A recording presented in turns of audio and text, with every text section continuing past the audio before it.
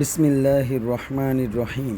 আপনারা দেখছেন চিতই পিঠা বা খোলা পিঠা কিভাবে তৈরি করতে হয়।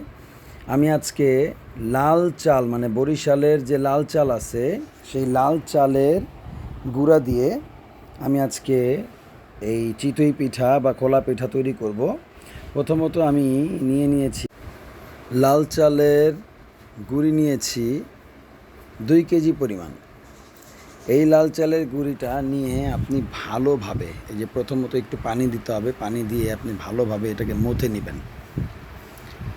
পানি একটু পরপর পানি দিবেন আর মথে নেবেন, পানি দিবেন আর মথে নেবেন, মথতেই থাকবেন।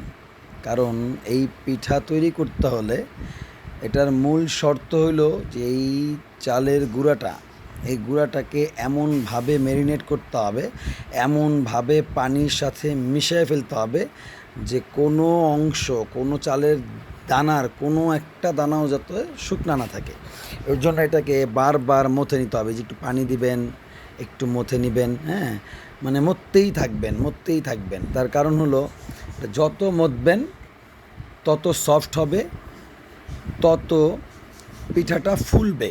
পিঠা ফোলার জন্য শর্তই হইল এটাকে ভালোভাবে মথে নিতে হবে। কারণ অনেকেই বলে আমার পিঠা ফুলে না। কেন ফুলে না? পিঠা ফোলার মূল মন্ত্রই হইল এই একটু নর্মাল পানি দিয়ে আপনি এই ডোটা তৈরি করবেন।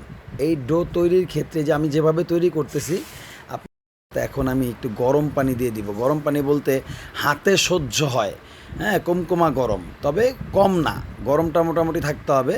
আবার এত গরম দেওয়া যাবে না যে পানিটা সিদ্ধ হয়ে যায়, হ্যাঁ, মানে পানিটা সিদ্ধ হয়ে যায় বলতে মানে আমার গুঁড়িটা সিদ্ধ হয়ে যায় এই পানিতেই, এমন করা যাবে না। কুসুম গরম পানি, যেটা আপনার হাতে সহ্য করতে পারবে, এরকম পরিমাণে পানি দিয়ে আপনার এটাকে গোলায় নিতে হবে।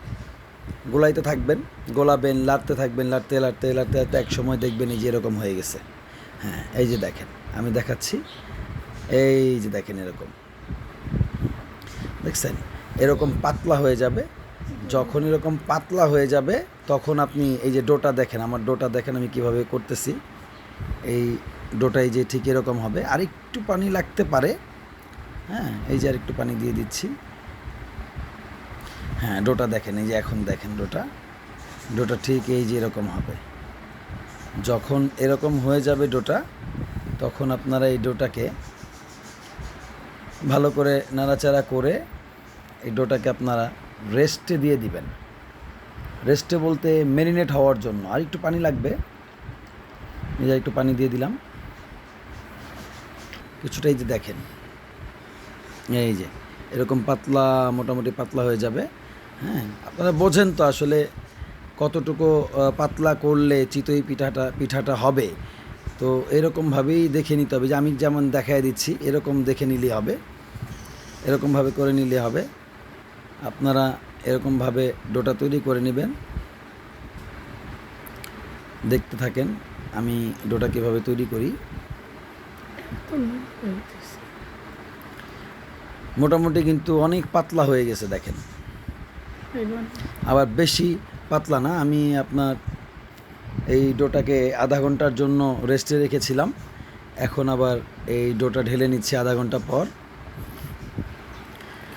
এখন আমি পিঠা বানাচ্ছি। দেখেন, পিঠা তৈরি করতে আমার শ্বশুরবাড়ি আমার এই পিঠা বানাইতে বসায় দিছে। পিঠা বানাইতেছে, প্রথম পিঠাটা দেখেন কত সুন্দর হয়েছে, পরেরগুলো আরও ভালো হবে। দেখেন এইভাবেই আধা ঘন্টা যখন আপনি রেস্টে রাখবেন গুঁড়িটা মানে গোলাটা, তখন এটা আরও ফুলকো হবে, আরও খুব সফট হবে। পিঠাটা সফট হবে এবং মুচমুচে হবে, নিচে মুচমুচে হবে, উপরে সফট হবে। আপনি এই পিঠা দিয়ে ভিজা পিঠাও তৈরি করতে পারবেন, চিতই পিঠাও খেতে পারবেন, যেভাবে খুশি। এই যে দেখেন কীরকম গোলাটা দেখছেন, এই যে দেখেন গোলাটা। এখন আমি আবার আরেকটা পিঠার জন্য এই ডো দিয়ে দিব চুলায়, এই যে দিয়ে দিলাম।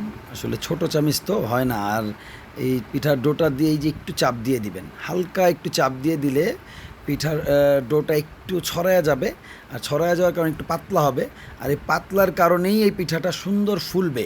এটাও কিন্তু পিঠা বানানোর আরেকটা টিক্স। হ্যাঁ, এটা আসলে সবাই জানে না। দেখেন পিঠাটা কত সুন্দর ফুলছে।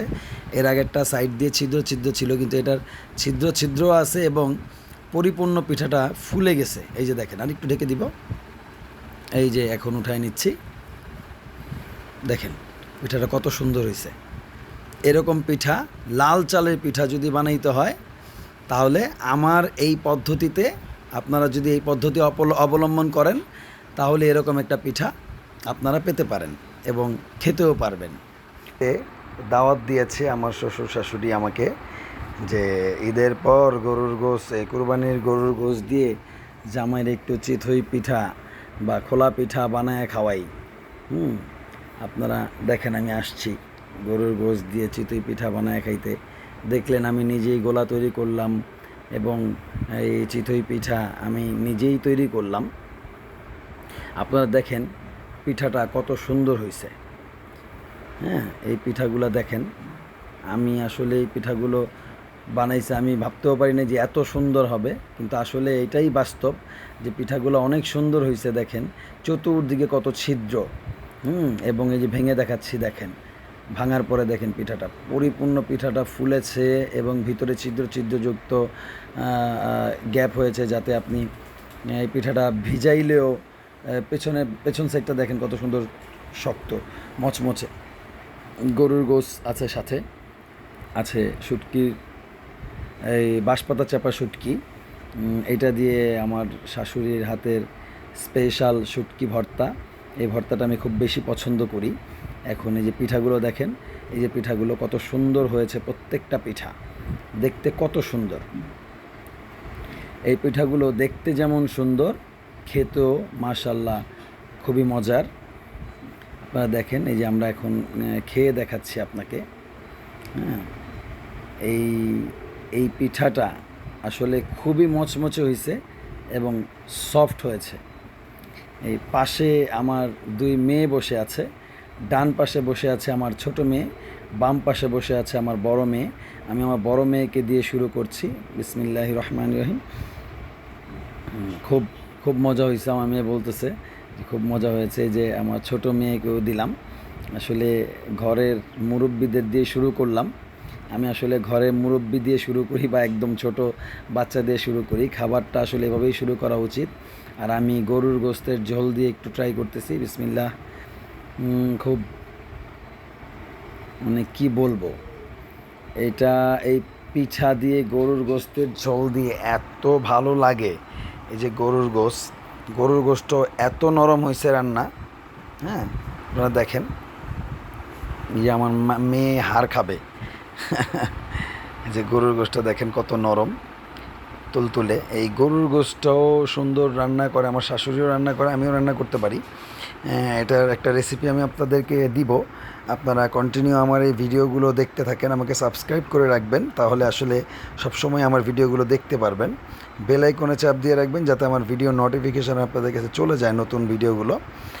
এখন এই যে ভর্তা দেখেন, ভর্তা, এই ভর্তা দিয়ে পিঠা আসলে কী যে মজা, এটা না খেলে বুঝতে পারবেন না। দেখেন আমি খাচ্ছি। আসলে এই ভর্তাটা এত ভালো লাগে। এই ভর্তার রেসিপিও আমি আপনাদেরকে দিব। আপনারা আমার ভিডিও আমাকে দেখতে থাকেন, আমাকে ফলো করতে থাকেন, দেখবেন আমি আপনাদেরকে এই ভর্তার ভিডিওটাও আমি আপনাদেরকে দিব, যাতে আপনারা এই ভর্তাটা এভাবে তৈরি করতে পারেন। ভর্তাটা কিন্তু আস্ত আস্ত পেঁয়াজের দানা থাকে, মানে পেঁয়াজের টুকরা থাকে আস্ত আস্ত। এটা কিন্তু একদম মিহি হয় না।